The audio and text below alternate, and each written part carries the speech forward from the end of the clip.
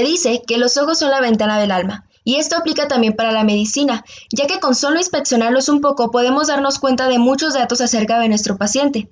Algo importante de este órgano es que es el más accesible para hacer un examen directo, ya que su anatomía externa es visible y se le puede examinar a simple vista o con ayuda de instrumentos sencillos. Su interior puede verse con apoyo de diversos aparatos a través de la córnea transparente, y es la única parte del cuerpo donde se tiene visión directa a vasos sanguíneos y tejidos del sistema nervioso central. Gracias a todo esto, si realizamos una buena exploración oftalmológica, es posible identificar estos efectos sistémicos importantes de enfermedades tanto infecciosas como autoinmunes, neoplásicas y vasculares. Nosotros, como médicos generales, somos el puente entre el paciente y los especialistas. Por ello, es de vital importancia que tengamos al menos el conocimiento básico acerca de la semiología oftalmológica, para que de esta manera podamos propiciar un diagnóstico y un tratamiento precoz, no solo de enfermedades oculares, sino también de otras enfermedades sistémicas que pueden manifestarse a través de cambios en estos órganos. Como en toda historia clínica, tenemos que prestar especial atención al inicio y evolución del padecimiento actual y a los antecedentes de nuestro paciente.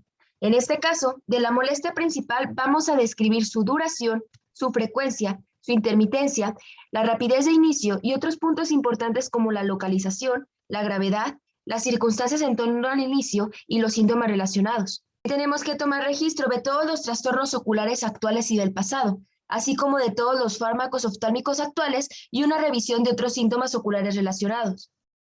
Dentro de la historia clínica anterior en los antecedentes patológicos, tenemos que preguntar acerca de enfermedades sistémicas que se hayan padecido, haciendo hincapié en trastornos vasculares y metabólicos que estén estrechamente relacionados con manifestaciones oculares, como la diabetes y la hipertensión. También tenemos que indagar acerca de fármacos de aplicación sistémica para identificar principalmente el uso de corticosteroides e identificar alergias farmacológicas. En los antecedentes heredofamiliares tenemos que preguntar acerca de la presencia de estrabismo, ambliopía, glaucoma o cataratas, y también de problemas retinianos como desprendimiento de retina o degeneración macular, y enfermedades como la diabetes y la hipertensión. Una vez que hemos terminado con el interrogatorio, es hora de pasar a la acción, es decir, a la exploración oftalmológica. En este caso, como nosotros estamos estudiando para ser médicos generales, voy a basarme como en lo más básico, que es lo que nosotros podemos aplicar en la atención primaria de la salud. El objetivo de la exploración oftalmológica es evaluar la fisiología y la anatomía de ambos ojos, abarcando tanto funciones visuales como no visuales. En las funciones no visuales se van a meter el movimiento y la alineación de los ojos. Anatómicamente, los problemas se pueden dividir en anexos, que abarcan los párpados y los tejidos perioculares, en los problemas del globo ocular y en los problemas de la órbita. Lo primero que vamos a revisar es el examen externo de la órbita. Aquí los signos más frecuentes es la exoftalmia y la enoftalmia. La exoftalmia o proptosis es la protrusión del globo ocular.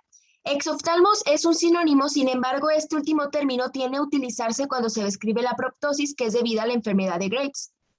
La enoftalmia, por otro lado, es una recesión del globo ocular dentro de la órbita, es decir, es lo contrario a la exoftalmia, y normalmente puede darse en afecciones como parálisis del simpático cervical y fiebres graves. Puede ser permanente o transitorio. Es importante que auscultemos la órbita con la campana del estetoscopio para verificar la presencia de un posible soplo, como el sincrónico con el pulso, que tiende a observarse en las fístulas carotidocavernosas. Mediante la palpación orbitaria tenemos que comprobar si el exoftalmos es reductible o desplazable, o si el soplo antes mencionado transmite al párpado un frémito palpable. Los exoftalmos también pueden formar parte de diversas malformaciones craneales y puede ser unilateral o bilateral. Dependiendo de esas características son las enfermedades que nos van a estar indicando. Por ejemplo, si es pulsátil o intermitente y se asocia a telangiectasias conjuntivales y palpebrales, nos va a sugerir una enfermedad de Osler. En otras ocasiones, cuando es unilateral, puede ser sintomática de un cuadro expansivo que se puede dar en adenoma hipoficiario, meningioma del esfenoides, etc. O bien, puede formar parte de un síndrome de la hendidura esfenoidal o de la pared externa del seno cavernoso. Cuando la exoftalmia es bilateral, tenemos que sospechar de un hipertiroidismo de Graves-Basel o un hipertiroidismo de Graves. Lo siguiente es el examen externo de cejas y pestañas. En las cejas tenemos que verificar la presencia de inflamación o caspa, y es muy típica la desaparición de la cola de las cejas en el mixedema, también denominado signo de Herschel o de la reina Ana. Este se debe a un hipotiroidismo. En las pestañas tenemos que verificar la orientación, es decir, si giran hacia adentro, como en el entropión, o hacia afuera, la pigmentación y la ausencia, como puede presentarse en la alopecia universalis. De los bordes palpebrales tenemos que verificar el color, la consistencia, la posición, la amplitud de la hendidura palpebral y la movilidad. Tenemos que detectar también inflamaciones crónicas, descamación eczematoide y depósitos grasos, como se puede dar en la blefaritis. Otras manifestaciones son las infecciones de las glándulas de Meibonio, de Mol y de Seys, como se puede presentar en el orzuelo, o una inflamación granulomatosa de las glándulas de Meibonio, que se llama chalación. Los bordes palpebrales tienen que seguir al globo ocular sincrónicamente al mirar hacia arriba o hacia abajo, y cuando son normales, tienen que cubrir el limbo corneal 1 o 2 milímetros por arriba y por abajo, ocultando parte de la esclerótica. Al explorar el cierre palpebral involuntario, tenemos que verificar que sea completo. La amplitud de la hendidura palpebral va a oscilar entre 7 y 11 milímetros, y cuando este se dé incompleto, se va a sospechar de paresia o parálisis orbicular, es decir, una paresia del séptimo paro facial. La retracción bilateral del párpado superior, una vez que hemos descartado hipertiroidismo, va a orientar a lesiones que afectan la parte posterior del tercer ventrículo y va a constituir el signo de Collier de la comisura posterior. Este dato es bastante frecuente en tumores de la glándula pineal, tumores del tercer ventrículo e infartos mesencefálicos. Por otro lado, la hendidura palpebral reducida o una blefaroptosis unilateral puede ser debido a una paresia del elevador o una paresia del motor ocular común, o también a una parálisis del músculo tarsal de Müller o una paresia simpática. En el parpadeo, el parpadeo involuntario normal tiene lugar cada 3 a 6 segundos y puede estar exagerado en sujetos que padecen algún tic y casi ausente en el hipertiroidismo y en el síndrome de Parkinson. En los párpados tenemos que verificar que no haya hinchación por edema, como se puede dar en enfermos nefróticos o en edemas angioneuróticos. Las bolsas que aparecen en los párpados inferiores pueden deberse a vejez, a mixedema o tras adelgazamiento notable. Sin embargo, si son de un color lila, como aquí en la imagen, tenemos que sospechar de dermatomiositis. Si el edema llega a ser unilateral de origen local o inflamatorio, se le va a considerar un orzuelo. Finalmente, los antelasmas, que son los de esta imagen, van a ser sugestivos de dislipidemias y conjuntamente con el arco corneal juvenil va a acompañar la hiperlipoproteinemia tipo 2A, tipo 2B y tipo 3. Para explorar la conjuntiva nos va a servir mucho la eversión, sobre todo para localizar cuerpos extraños o para comprobar la paridez de la irrigación de la conjuntiva, que va a ser más marcada en la anemia, o por el contrario, un color rojizo como se da en poliglobulias y conjuntivitis.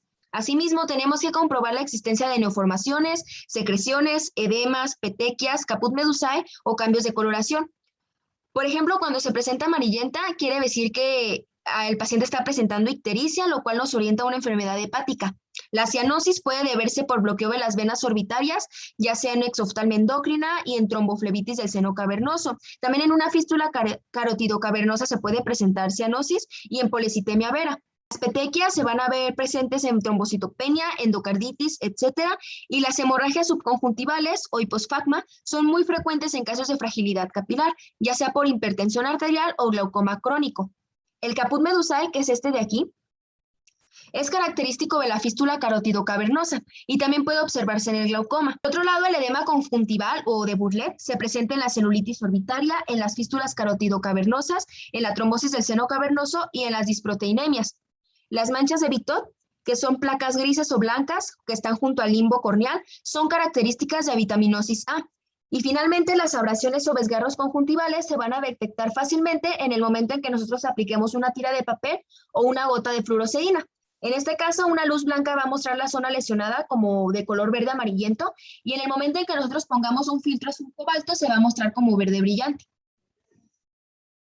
Una vez que terminamos con la exploración externa, es hora de pasarnos a la exploración de la función visual. La exploración de la función visual es igual de indispensable que la revisión de los signos vitales, así que siempre debe incluirse, aunque no sea el motivo de consulta principal, porque si el paciente cuenta con una buena vista, entonces es una combinación de vías visuales intactas, estructuras oculares sanas y un enfoque ocular adecuado. Aquí hay que evaluar la visión central y la periférica, a través de pruebas de agudeza y campos visuales. Este tipo de exploración es subjetiva porque requiere las respuestas del paciente. Hay varios tipos de pruebas. Aquí vamos a ver la prueba de agudeza lejana, que es a 20 pies o a 6 metros, y la cercana, que es a 14 pulgadas o a 27.94 centímetros. Sin embargo, siempre la lejana se va a tomar como estándar de comparación. Tenemos que medir cada ojo por separado y luego lo vamos a hacer binocularmente para valorar la función visual. Ahorita vamos a ver qué es la vista binocular. La agudeza visual se va a medir a través de optotipos de diversos tamaños. Uno de estos es el cartón de Snellen, que contiene renglones de letras cada vez más pequeños. Van a designar a cada renglón un número correspondiente a la distancia en pies o en metros, dependiendo de dónde estés, desde que el ojo normal puede leer esas letras. Tenemos aquí el 2020, el famoso 2020 que seguramente vieron en sus libros de fisiología o vieron en una de sus consultas con el oftalmólogo. El 2020 indica la visión perfecta, lo ideal, casi nadie la tiene. En este caso, el numerador va a indicar la distancia entre el cartel y el paciente en pies, y el denominador va a indicar el renglón de letras de menor tamaño que el paciente fue capaz de leer. Vámonos con un ejemplo de 2060. Esto indica que a 20 pies el paciente solo fue capaz de leer las letras del tamaño que un ojo normal debería ser capaz de leer a 60 pies. En la actualidad hay otros tipos de carteles, por ejemplo, si el paciente no conoce el abecedario latino, como se puede dar en el caso de un paciente asiático, entonces podemos utilizar números. Y si el paciente es analfabeto, entonces utilizamos cartones con E, donde el paciente va a tener que señalar la orientación en la que se tiene la letra. Este también se puede utilizar en niños preescolares o con barreras de lenguaje. Ahora, ¿usa lentes tu paciente? Entonces tenemos que medir la distancia corregida y no corregida. La corregida es cuando esté usando sus gafas y la no corregida sin las gafas. Siguiendo con la agudeza visual cercana, se va a medir utilizando una tarjeta de lectura versátil tipo Pocket Vision Screener de Rosenbaum o la tabla de Leveson. Se va a mantener la tarjeta unos 36 centímetros del ojo y el paciente va a tratar de leer el tipo de letra más pequeño al que sea capaz de identificar. Primero lo va a hacer con un ojo y luego lo va a hacer con otro, ya sea con la ayuda o sin la ayuda de sus gafas. Aquí se va a registrar a través de la tabla como 20-30 y 20-25. Cuando registremos la agudeza visual de esta manera, tenemos que tomar una nota en la columna de equivalencias con una distancia de Snellen, que nos indique que la distancia que se examinó fue de cerca y no a 6 metros. O bien también podemos utilizar el sistema de numeración de Jaeger para notificar la agudeza. Es importante tomar en cuenta lo siguiente: en personas mayores de 40 años vamos a sospechar de una presbicia no corregida si el paciente es incapaz de leer una agudeza visual normal a 30 centímetros, pero puede hacerlo si la tarjeta se mantiene un poquito más lejos. Lo siguiente es la prueba de visión a través de orificios pequeños. Esta se va a utilizar cuando el paciente necesita lentes o no tiene gafas a la mano y se va a calcular la agudeza corregida mediante pruebas de visión a través de orificios pequeños, también llamado agujero estenopeico. ¿En qué se va a basar esto?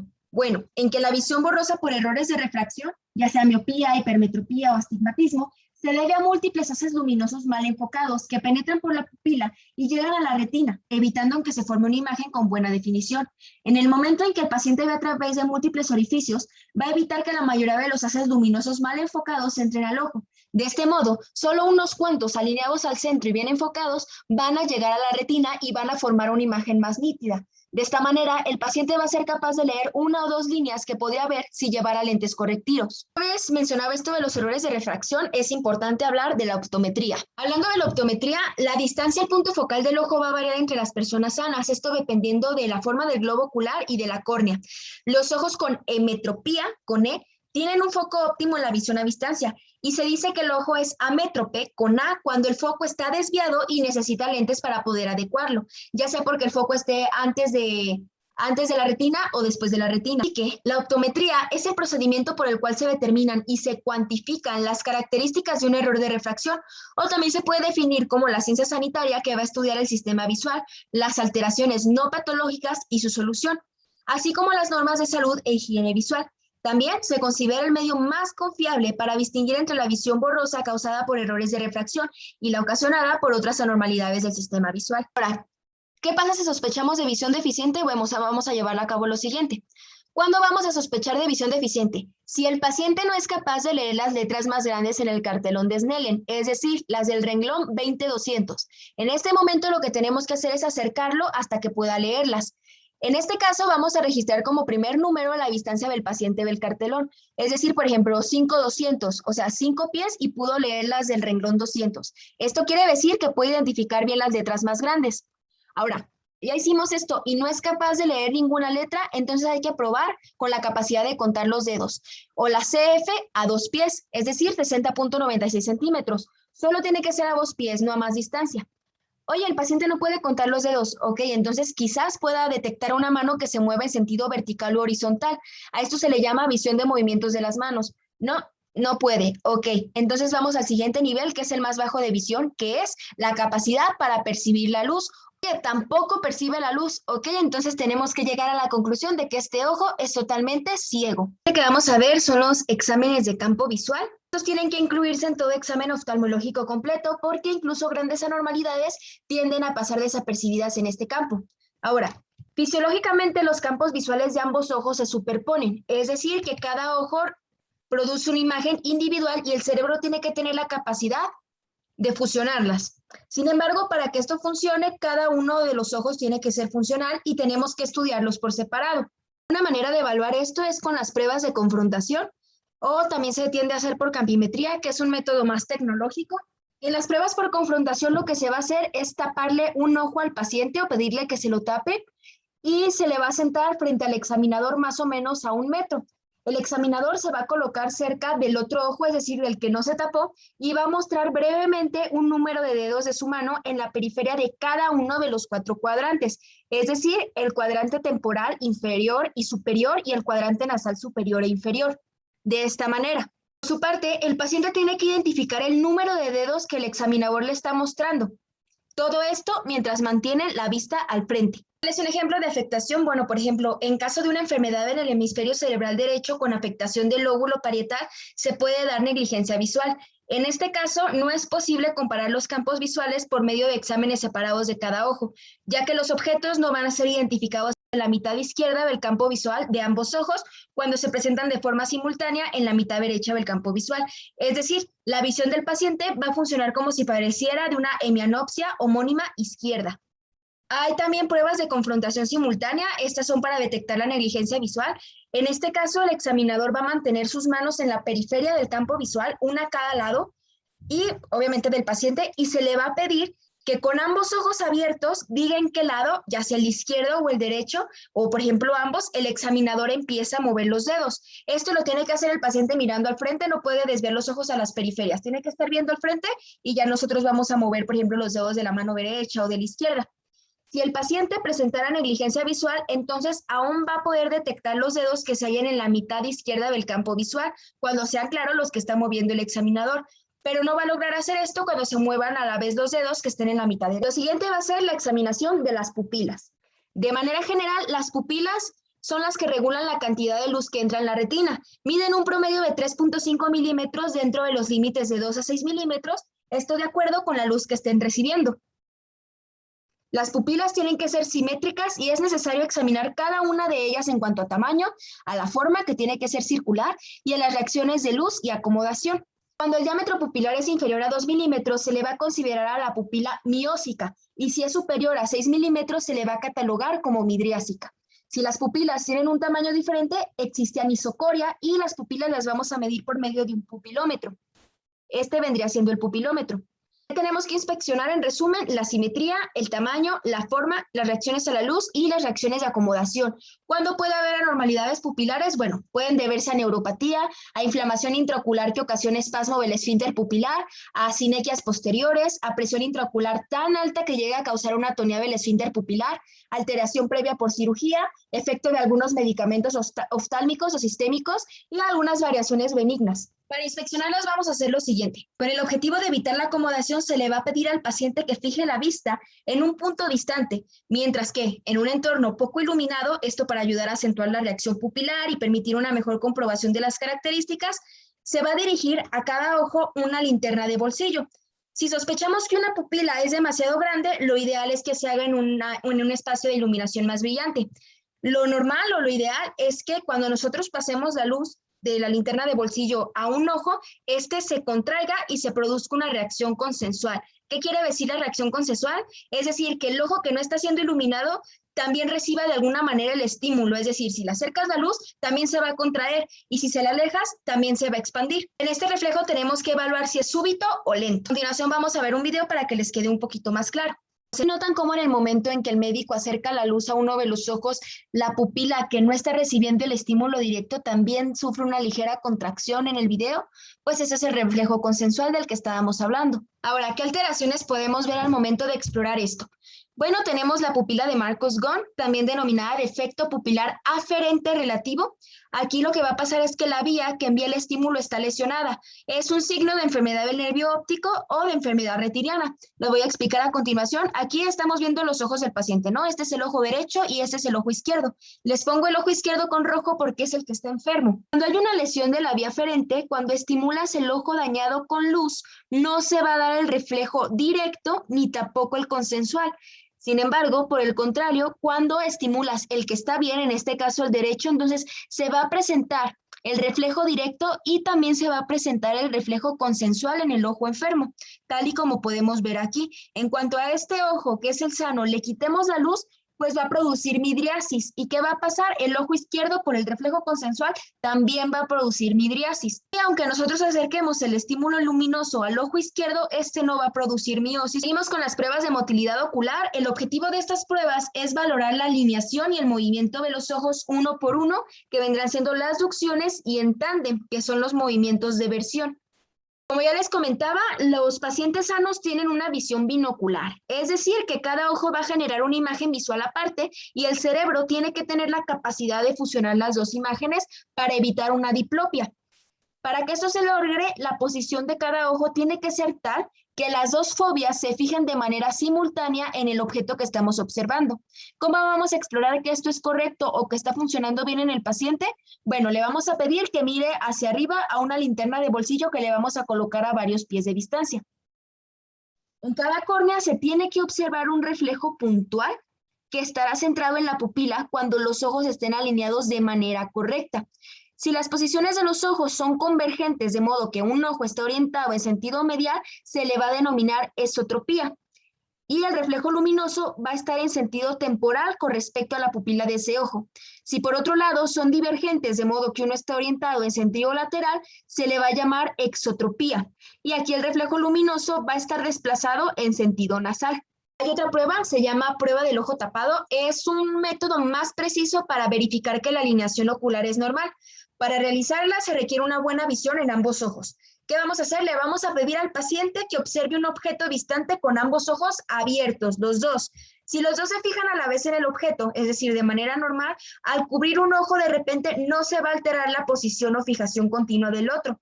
Entonces, vamos a pedirle eso al paciente, nosotros vamos a llegar y repentinamente le vamos a tapar un ojo, observando con atención si el otro se movió o no. ¿Por qué? Porque si la alineación no es idéntica, entonces no va a poder fijarse simultáneamente en el objeto. De modo que cuando nosotros tapemos un ojo, para tratar de compensar, el otro ojo se tiene que mover rápidamente de donde estaba para encontrarse con el objeto que el anterior estaba fijado. La otra son las pruebas de movimientos extraoculares. Aquí le vamos a pedir al paciente que siga un objeto con ambos ojos a medida que éste es movido en cada una de las 4 direcciones cardinales de la mirada. Es importante que, por ejemplo, cuando nosotros estemos haciendo esto, siempre volvamos al centro. Voy hacia arriba, volvemos al centro. Voy hacia un lado, regreso hacia el centro. Voy a hacer otro al centro, hacia abajo y al centro. Aquí tenemos que notar la rapidez, la uniformidad, la amplitud y la simetría de los movimientos y tenemos que observar si la fijación es inestable, es decir, si el paciente presenta nistagmo. ¿Cuáles son algunas posibles causas de restricción de movimientos oculares? Bueno, tenemos problemas neurológicos como parálisis del nervio craneal, debilidad primaria de músculos extraoculares, como ocurre en miastenia gravis, constricciones intraorbitarias mecánicas que restringen la rotación del globo ocular, como por ejemplo fractura del suelo orbitario con pellizcamiento del músculo recto inferior. Y aquí tenemos que verificar si la alineación es del mismo grado en todas las direcciones de la mirada. Cuando esto pase, vamos a denominarlo como comitante. Y si varía dependiendo de la dirección, se le denomina no comitante. Vamos a pasar a la exploración que requiere como de más herramientas de diagnóstico. Pero antes quiero que hablemos poquito de algunos fármacos que son utilizados. Los primeros son los anestésicos tópicos. Son gotas oftalmológicas de propacaína, tetracaína y venocinato que generan en la córnea y la conjuntiva anestesia local de un inicio rápido y de acción breve. Se van a aplicar antes de establecer el contacto con lentes e instrumentos para el diagnóstico, como por ejemplo el tonómetro, que vamos a ver más adelante.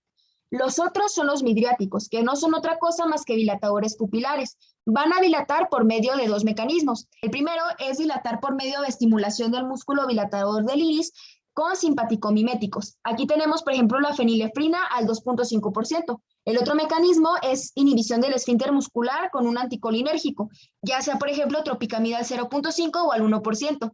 El objetivo de los midriáticos va a ser ayudar en la medición de la calidad refractiva del ojo.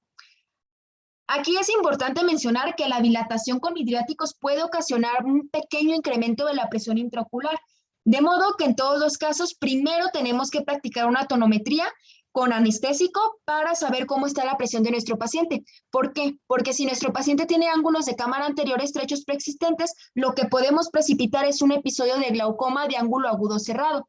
Por ello, les digo, se recomienda primero utilizar analgésicos en gota con tiempo de duración corto. Vamos con el examen con la lámpara de hendidura. La lámpara de hendidura es un microscopio binocular montado en una mesa al que se le va a integrar una fuente especial de iluminación que es ajustable. Esta fuente de iluminación tiene una cubierta opaca al frente, pero con una rendija por la que se proyecta un haz de luz para iluminar una sección óptica transversal del ojo.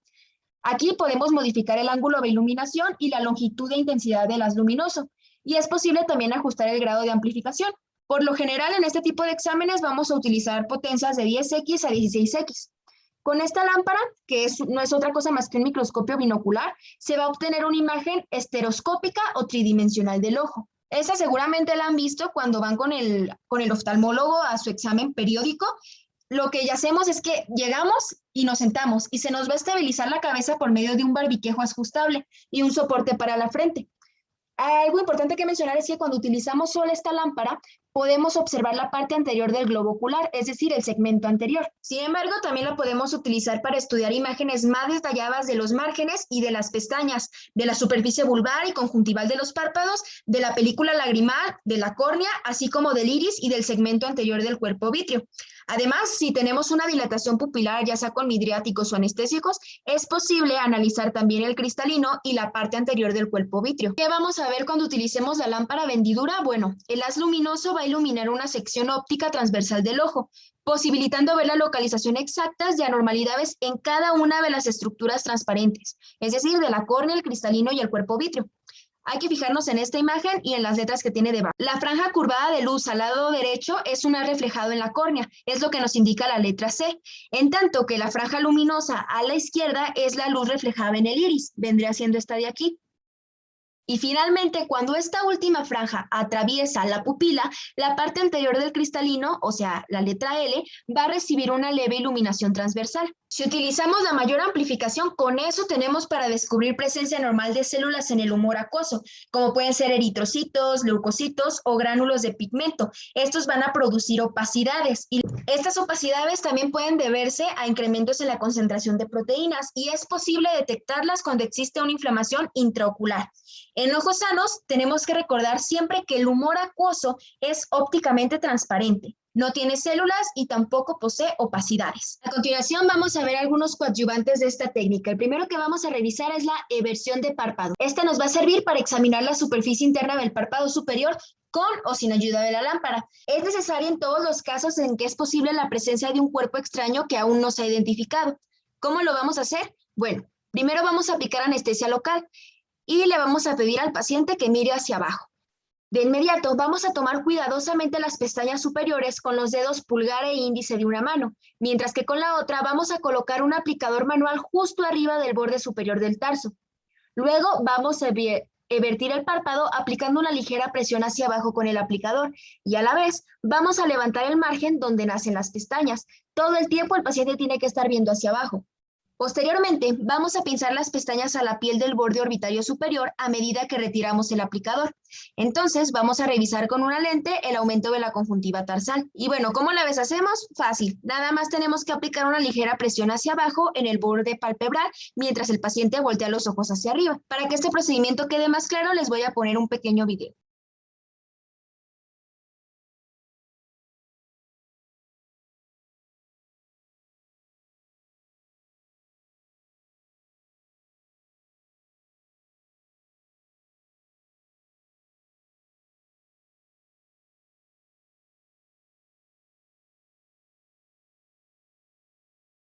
El siguiente coadyuvante es la tinción con fluoresceína. Esta tinción tiñe la córnea y resalta cualquier irregularidad en su superficie epitelial.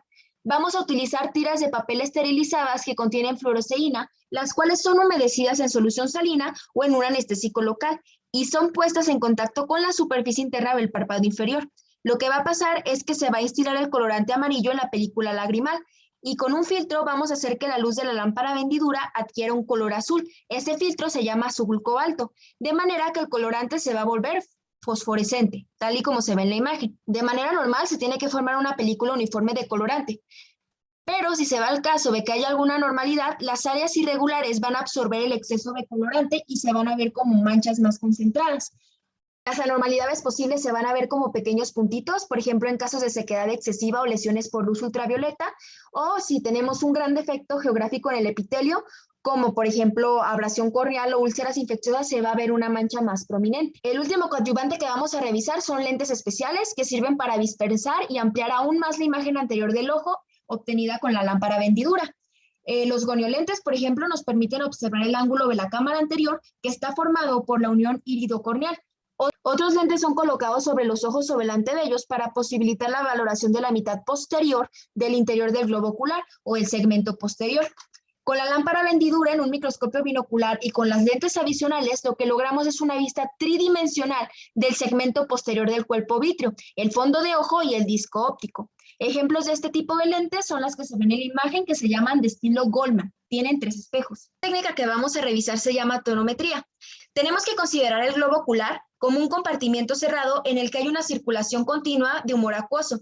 Este líquido va a conservar la forma del globo y va a ejercer una presión relativamente uniforme desde el interior del globo.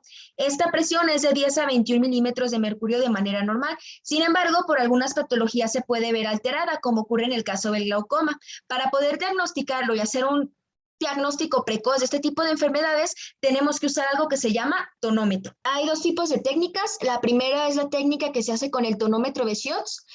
Esta ya casi no se usa, pero la técnica consiste en instilar un anestésico local con el paciente en decúbito supino. El paciente, a la vez que hace esto, tiene que estar fijando la vista hacia adelante, tiene que ser una vista recta, y nosotros vamos a separar cuidadosamente los párpados y vamos a colocar el tonómetro de Schiotz verticalmente sobre la córnea, tal y como se ve en la imagen. Manteniéndolo fijo, el indicador va a marcar con ligeras oscilaciones por el pulso arterial del ojo la presión intraocular. Esta va a aumentar si se cierran los párpados, por eso es importante que los mantengamos abiertos.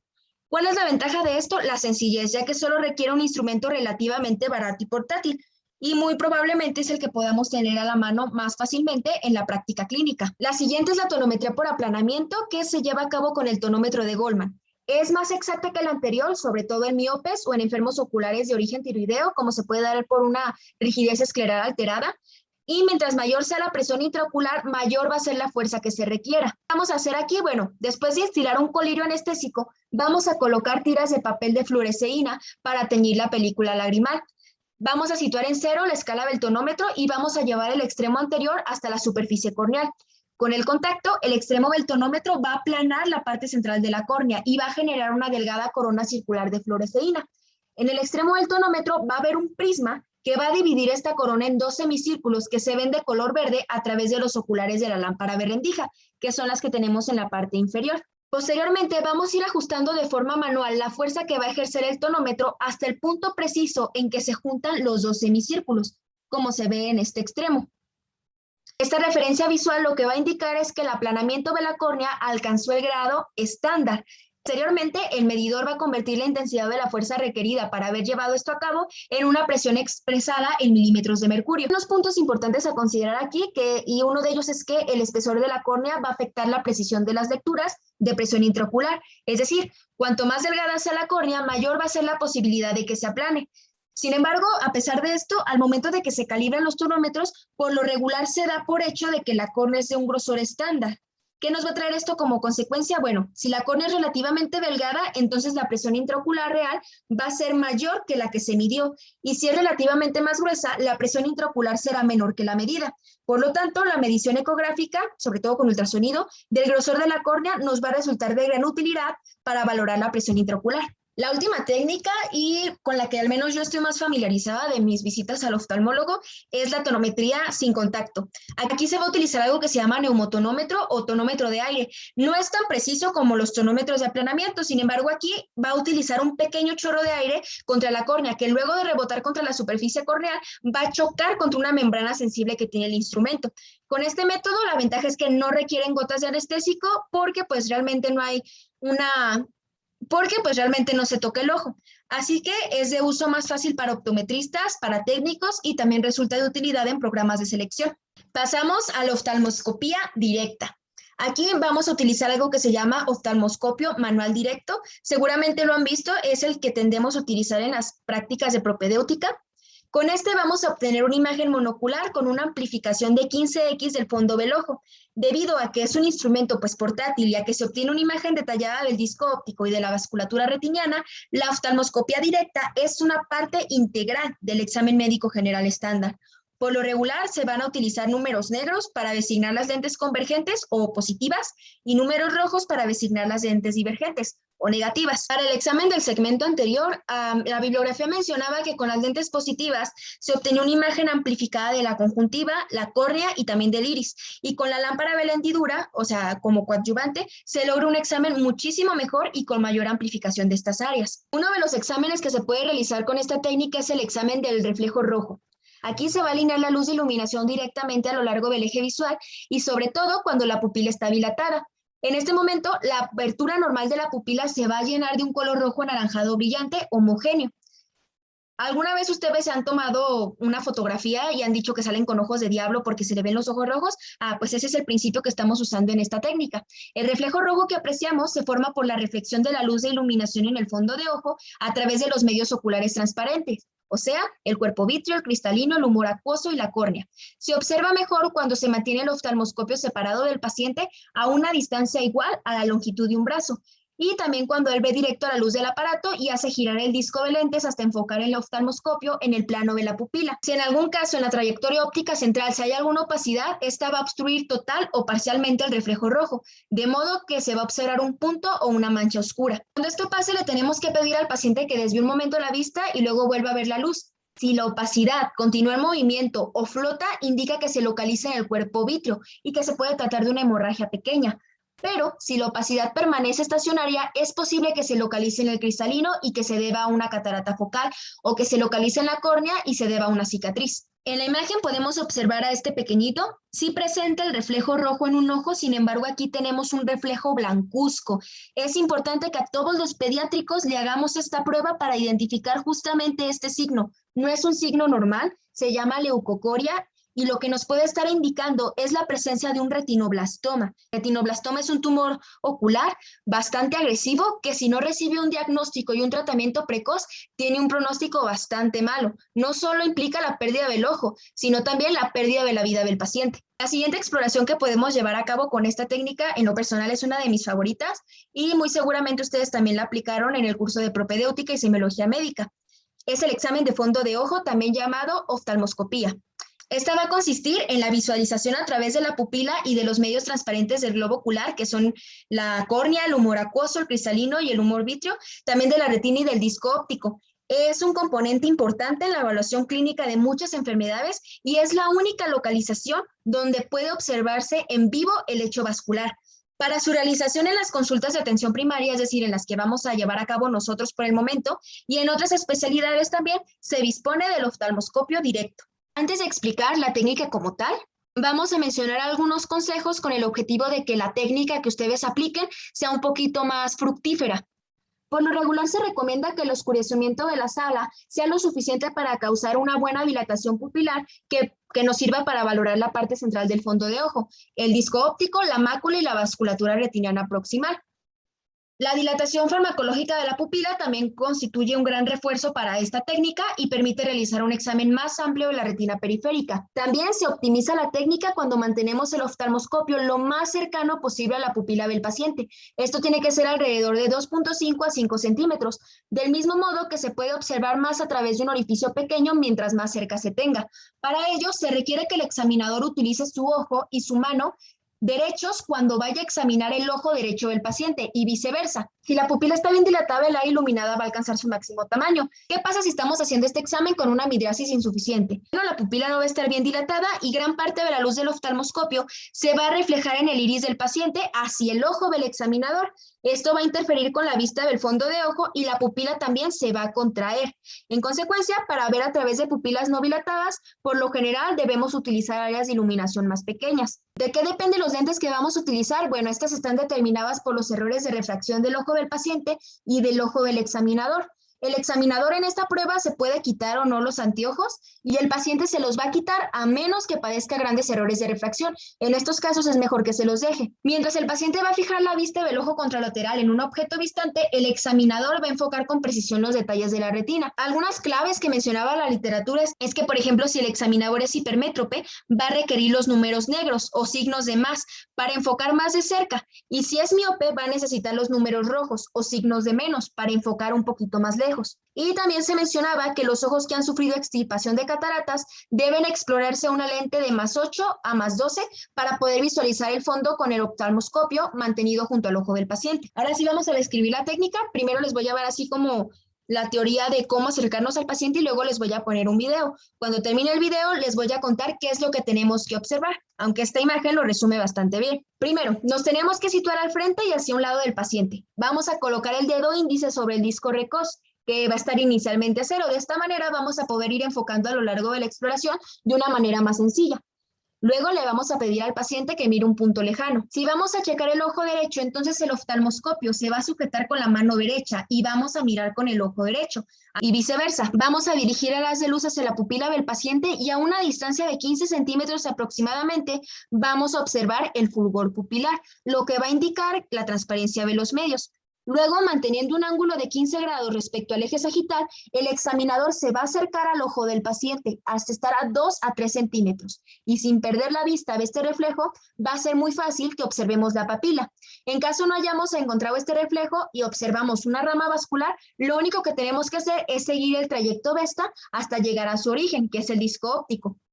A continuación, les voy a pasar el video que les comentaba y seguimos. Ya que le hemos dado las indicaciones a nuestro paciente, exploramos primero el ojo derecho.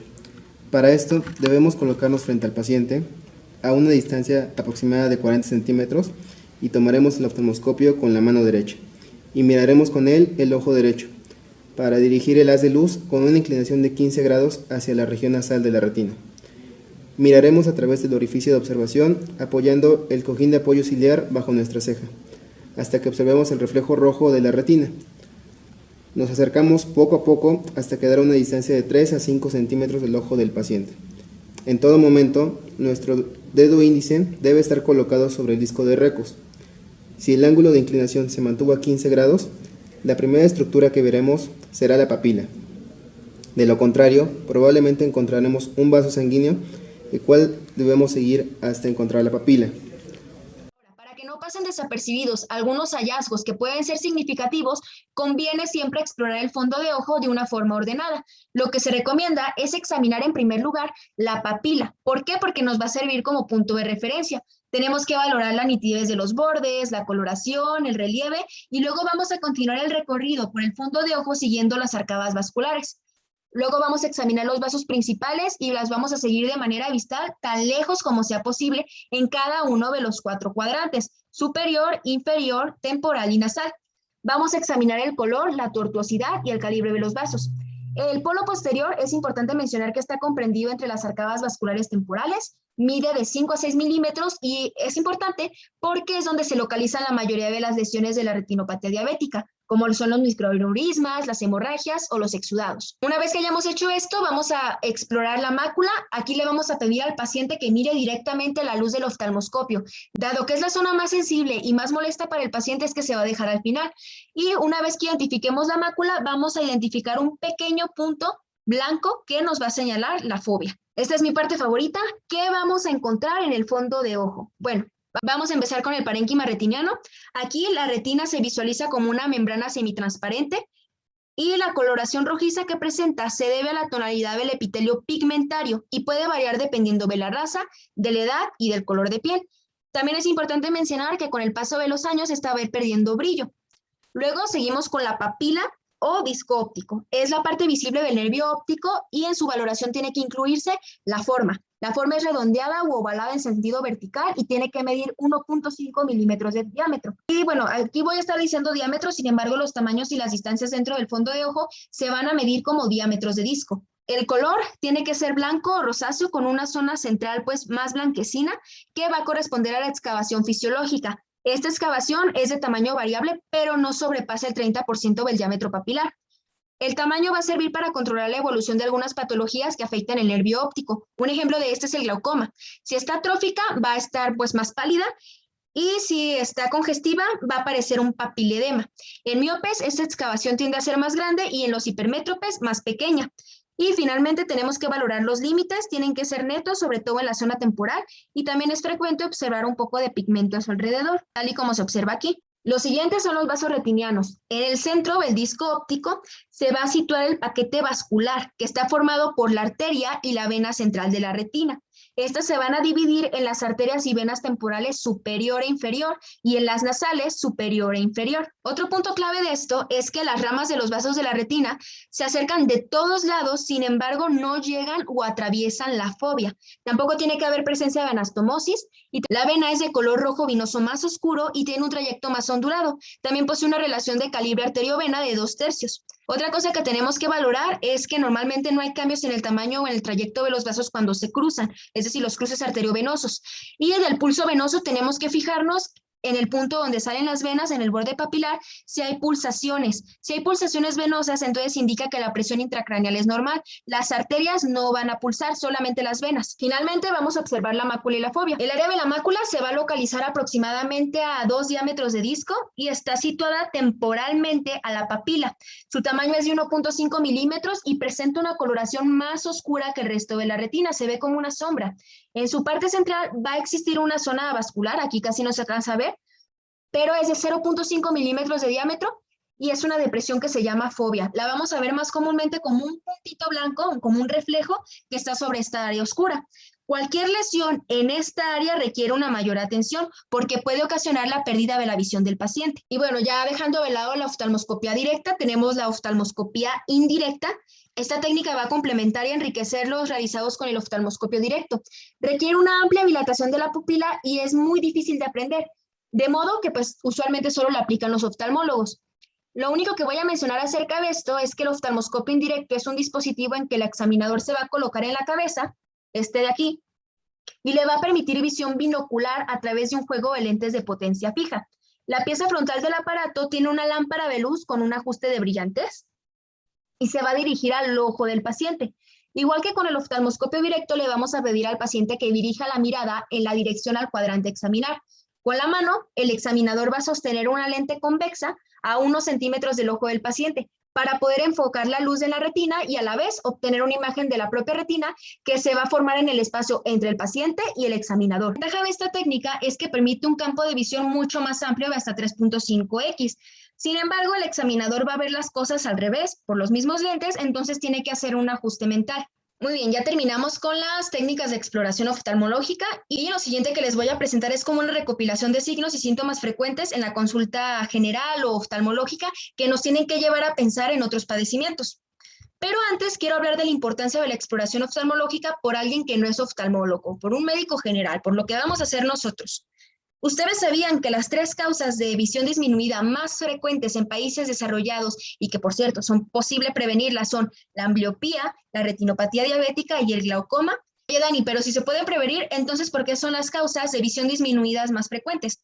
Bueno, porque estos 3 trastornos tienden a mantenerse asintomáticos y esto va a provocar que el paciente pierda poco a poco las oportunidades de aplicar medidas preventivas. Sin embargo, aquí es donde entramos nosotros. Como es asintomático, el paciente no se va a asustar y no va a recurrir a un experto, no va a recurrir a un especialista. Pero durante ese tiempo es posible que el paciente consulte a un pediatra en el caso de los infantes y a un médico general. Teniendo en cuenta esto, si el paciente llega por cualquier otro signo o síntoma, por cualquier otra afección y nosotros le realizamos una buena historia clínica y una buena exploración física, es posible que nos demos cuenta de estas enfermedades a tiempo y le podamos brindar un tratamiento precoz. Hay muchas acciones que pueden marcar la diferencia, por ejemplo, hacerle a los niños las pruebas de agudeza visual en cada ojo, examinar y remitir a los pacientes diabéticos para que les practiquen oftalmoscopía regular con una dilatación del fondo de ojo para prevenir el desprendimiento de la retina. También podemos enviar al oftalmólogo a pacientes con probables problemas en los discos ópticos.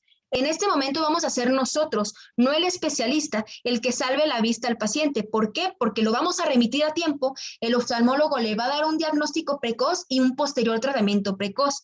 Y por lo tanto vamos a reducir tanto las complicaciones, vamos a aumentar la calidad de vida del paciente y también le vamos a reducir los costos a largo plazo. El objetivo de mencionar esto es que nosotros como médicos generales nos hagamos a la idea de que es una responsabilidad tomar esta oportunidad. Es una responsabilidad para nosotros llevar a cabo una exploración completa y estar bien instruidos en la sintomatología ocular para de esta manera propiciar ese diagnóstico y tratamiento precoz. A continuación vamos a ver los síntomas y signos oculares frecuentes. Se van a dividir en 3 categorías: anormalidades de la vista, anormalidades del aspecto ocular y anormalidades por sensaciones, dolor y molestias oculares. Primero, ¿cómo tenemos que indagar acerca de estas molestias? Bueno, hay que preguntarle al paciente cómo fue el inicio, hay que ver si fue gradual, si fue rápido o si fue asintomático. ¿Cuál fue la duración? ¿Es breve? ¿Se sigue presentando en el momento en que usted está aquí conmigo? ¿O no, doctor, es que lo presentaba ayer y hoy ya no? Ok, entonces, ¿cuál es la frecuencia de que esto pase? También hay que prestar atención a la localización, hay que ver si es focal o difuso, si es unilateral o bilateral, el grado, si es leve, moderado o grave.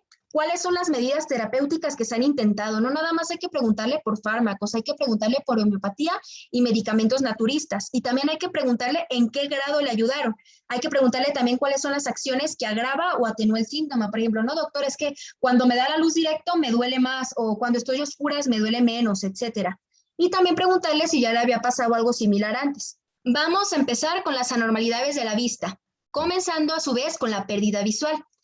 ¿Cuáles van a ser las causas de pérdida visual? Bueno, se pueden deber errores de refracción como la miopía. La miopía se va a dar porque el punto de enfoque se encuentra adelante de la retina, por lo que los objetos distantes se van a ver borrosos. También tenemos la hipermetropía, donde se pueden ver claramente objetos distantes, pero los objetos cercanos resultan borrosos. Esto se debe a que el punto de enfoque se encuentra por detrás de la retina. El astigmatismo va a ocurrir cuando la superficie frontal del ojo, es decir, la córnea, tiene curvas irregulares, como en el queratocono, y por lo tanto no tienen un foco o un punto de enfoque definido. Aquí la visión va a ser borrosa y distorsionada, tanto en distancias cortas como en distancias largas. Van a ver como las luces de una manera extraña también. Lo siguiente es la ptosis palpebral, que es la caída del párpado superior. Esta se da por una disfunción del músculo elevador y está relacionada con parálisis del motor ocular común, con causas congénitas, miastenia graves y la presencia de tumores. También se pueden presentar opacificaciones o interferencias en los medios oculares, ya sea por edema corneal, por cataratas o por hemorragia en el cuerpo vítreo, como vemos aquí. También puede ser por hemorragias en el espacio con humor acuoso o mal funcionamiento de la retina o la mácula, también del nervio óptico y de la vía visual intracraneal. Otro punto importante es distinguir entre agudeza visual central disminuida y visión periférica disminuida. La pérdida visual puede ser focal, se puede presentar justo como esto, como un escotoma, que no es otra cosa más que una zona circunscrita de pérdida de visión. Este normalmente se va a deber a una lesión de la retina por degeneración macular o por cataratas. La otra es difusa, como en la hemianopsia que mencionábamos en minutos antes, que es la pérdida de la visión en la mitad de los campos visuales de ambos ojos. En este caso, la lesión responsable tiene que estar situada a nivel del quiasma óptico o de las vías ópticas retroquiasmáticas. Y bueno, finalmente, cuando hay pérdida transitoria de la visión central o periférica, tiende a ser ocasionada por cambios circulatorios en cualquier parte de la vía visual neurológica, ya sea desde la retina hasta la corteza occipital, como puede darse en la amaurosis fugaz o en el escotoma migrañoso. Seguimos con las anormalidades de la vista. Van a ser las aberraciones. El primero que vamos a revisar son las fotopsias, que son resplandores o halos en el campo de visión del paciente. Se pueden dar por errores no corregidos, rayaduras en los cristales de los lentes, dilatación pupilar excesiva, un medio ocular nobuloso, como suele ocurrir, por ejemplo, en el edema corneal y las cataratas. La otra es la metamorfopsia, que es la distorsión visual que puede presentarse como visión borrosa o un patrón irregular de líneas turbias u ondulantes, ya sea por amplificación o reducción de la imagen. La vamos a observar en migraña, en distorsión del ojo por lentes correctivas rígidas o lesiones que van a afectar la mácula y el nervio óptico. Los fosfenos son la presencia de destellos o lucecitas en la vista del paciente y se puede dar por tracción de la retina o cintilaciones migrañosas que van a durar de segundos a minutos. Las miodesopsias son las que el paciente nos va a referir como moscas volantes. No son otra cosa más que fibras de humor vitro-anormales, cineresis o separaciones o presencia patológica de pigmento, de sangre o de células inflamatorias. Finalmente, la diplopia o visión doble se divide en dos, La monocular consiste en una sombra separada o en una imagen fantasma que se da por un error de refracción no corregido o por anormalidades focales del medio óptico como en las cataratas y el queratocono. Y la binocular puede ser vertical, horizontal, en diagonal o en torsión. Hay que identificar si se produce o se incrementa en una averición de la mirada en comparación con otras. Recordemos que esta se le llama incomitante y se va a dar por una disfunción neuromuscular o una restricción mecánica del globo ocular. Por otro lado, será comitante si se mantiene constante sin importar la dirección de la mirada. Este se puede dar por estrabismo de la niñez o de larga duración. Las anormalidades del aspecto ocular. El ojo rojo es un signo muy común, pero tenemos que observar con atención para diferenciar si es el enrojecimiento de los párpados y el área periocular o de la esclerótica. En el caso de los párpados, el área periocular se puede deber a una hemorragia conjuntival o a congestión vascular en conjuntiva, esclerótica o epiesclerótica. En estos casos, la congestión puede darse por inflamación de la superficie externa, como en los casos de conjuntivitis, queratitis, inflamación intraocular o iritis y glaucoma agudo. La ictericia. Aquí no puse la imagen porque pues es bastante obvia. En estos casos la esclerótica va a adoptar un color amarillento y nos puede orientar hacia un problema hepático, como la hepatitis, la cirrosis y también a una intoxicación por paracetamol. Los puntos hiperpigmentados del iris o la superficie externa del ojo nos pueden indicar nebus melanocíticos que posteriormente pueden degenerar a melanoma, así que hay que tenerlos bajo observación, y también un glaucoma pigmentario. El terigión es cuando se produce un crecimiento normal del tejido de la conjuntiva sobre la córnea. Este puede provocarse por exposición solar prolongada y resequedad ocular. Y la anisocoria es el tamaño asimétrico de las pupilas, tal y como se ve en la imagen. Se puede manifestar en un traumatismo cráneoencefálico, en el síndrome de Horner y en el meningioma. Seguimos con las anormalidades por sensaciones, dolores y molestias oculares. En este caso, el dolor se va a dividir en periocular, ocular, retrovulvar y no específico. El periocular se va a deber a hipersensibilidad en párpados, saco lagrimal, senos paranasales o un defecto en la arteria temporal. El ocular se debe a lesiones epiteliales de la córnea, a glaucoma agudo, a iritis e endoftalmitis. En estos últimos, el dolor ocular va a ser más profundo, así que le tenemos que prestar atención. El retrovulvar se debe a la inflamación en la órbita, que puede ser causada por neuritis óptica o miositis orbitaria. Y el no específico, que creo que es el que tenemos todo a fin de semestre, o cada 15 días si estás en séptimo, se da por cansancio ocular, distensión, presión, cefaleas y fatiga por acomodación. Seguimos con la irritación ocular. Tenemos en primer lugar el prurito. Todas estas van a ser por lo general resultado de anormalidades en su cara externa. Entonces, el prurito, al ser un síntoma primario, puede indicarnos sensibilidad alérgica. La sequedad, el ardor y la sensación a arenilla pueden provocarse por xeroftalmia u otras clases de irritación corneal leve. En el lagrimeo tenemos que prestar atención a si es un reflejo súbito o si es un reflejo crónico o una epífora. ¿Por qué? Porque si es un reflejo súbito, se puede deber a irritación de la superficie ocular, pero si es crónico y epífora, entonces las lágrimas, pero si es crónico o epífora, entonces quizás nos estén indicando anormalidades en el drenaje lagrimal. Finalmente, las secreciones no son específicas, pero dependiendo del patrón o de las características que presenten, nos podemos ir orientando. Por ejemplo, si son tan abundantes que los párpados quedan pegados al despertar, como en este caso, vamos a pensar en una conjuntivitis viral o bacteriana, sobre todo bacteriana. Si son mucoides o en menos cantidad, entonces vamos a pensar en irritaciones alérgicas y otros trastornos no infecciosos. Finalmente, si son sustancias condensadas que forman costritas alrededor de las pestañas, tenemos que pensar en conjuntivitis y blefaritis. Y bueno, eso fue todo por mi parte. Yo espero realmente que este video les haya servido de algo, ya sea para repasar, para previo a la lectura, etcétera. Como les digo, traté de resumir lo más que pude y traté de enfocarme principalmente en las técnicas y en los procedimientos que vamos a llevar nosotros a cabo en nuestra práctica clínica como estudiantes de medicina y futuros médicos generales. Entonces, eso es todo. Si tienen alguna duda, me la pueden dejar en la caja de comentarios. Trataré de responderla lo mejor posible y les agradezco que se hayan tomado el tiempo para estar viendo este video. Muchas gracias y que pasen un buen día.